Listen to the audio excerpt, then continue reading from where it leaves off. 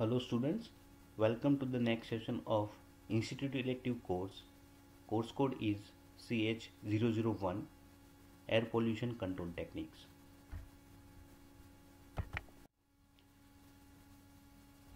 In the previous session, we have discussed wet scrubbers. In wet scrubbing, an atomized liquid, usually water, is used to capture particulate dust or pollutant to increase the size of aerosols. Increasing size facilitates separation of the particulate from the carrier gas. Wet scrubbing can effectively remove fine particles in the range from 0.1 micrometers to 20 micrometer.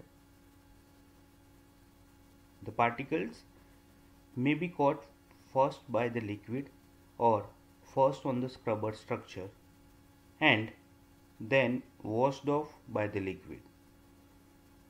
Scrubbers are relatively inexpensive when removal of particulate is not critical.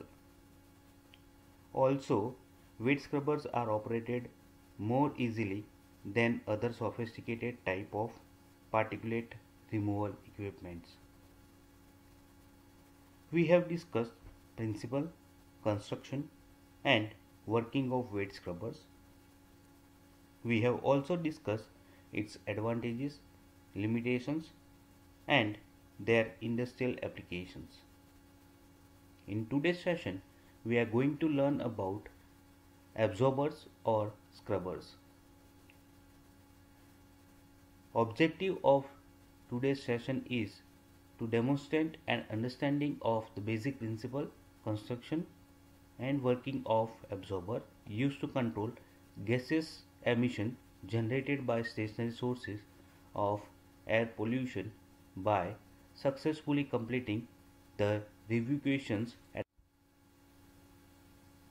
Objective of today's session is to, at the end of this session, you will able to describe the basic principle, construction and working mechanism of absorber used to control gaseous emission generated by stationary sources of air pollution.